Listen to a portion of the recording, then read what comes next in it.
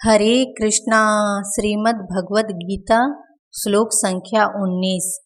स घोष धृतराष्ट्राणां हृदयानि व्यदारयत नभ च पृथ्वीं च एव तुमुल अभयनुनादयन्।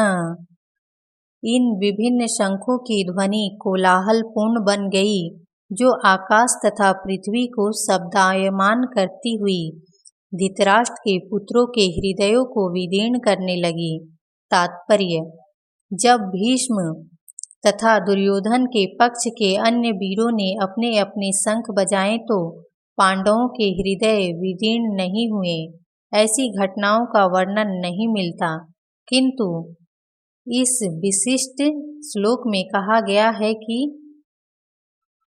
पांडव पक्ष के शंखनाद से धृतराष्ट्र के पुत्रों के हृदय विदीर्ण हो गए।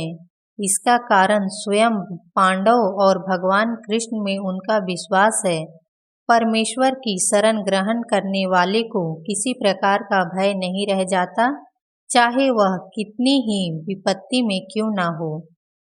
श्लोक संख्या 20। अथ व्यवस्थितान दृष्टा धृतराष्ट्रान् कपिध्वज प्रवृत्ते शस्त्र सम्पाते धनु उद्यमे पांडव हर्षिकेशम तदा वाक्यम इदम आह महीपते।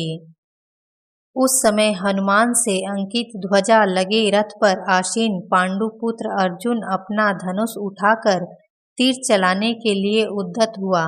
हे राजन, धृतराष्ट्र के पुत्रों को व्यूह में खड़ा देखकर अर्जुन ने श्री कृष्ण से ये वचन कहे। तात्पर्य: युद्ध प्रारंभ होने ही वाला था।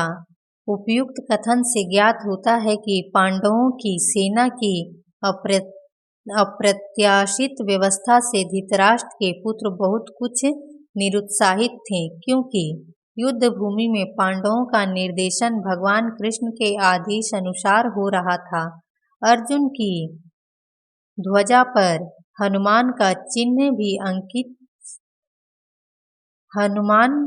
चिन्ह भी विजय का सूचक है, क्योंकि हनुमान ने राम तथा रावण युद्ध में राम की सहायता की थी, जिससे राम विजयी हुए थे। इस समय अर्जुन की सहायता के लिए उनके साथ रथ पर राम तथा हनुमान दोनों उपस्थित थे। भगवान कृष्ण साक्षात राम हैं और जहाँ भी राम रहते हैं वहाँ उनका नित्य सेवक हनुमान होता है तथा उनकी नित्य संगिनी वैभव की देवी सीता उपस्थित रहती हैं। अतः अर्जुन के लिए किसी भी शत्रु से भय का कोई कारण नहीं था। इससे भी अधिक इंद्रियों के स्वामी भगवान कृष्ण निर्देश देने के लिए साक्षात उपस्थित थे। इस प्रकार अर्जुन को युद्ध करने के मामले में सारा सत्परामर्श प्राप्त था। ऐसी स्थितियों में जिसकी व्यवस्था भगवान ने अपने शाश्वत भक्त के लिए की थी, निश्चित विजय के लक्षण स्पष्ट थे। हरे कृष्णा।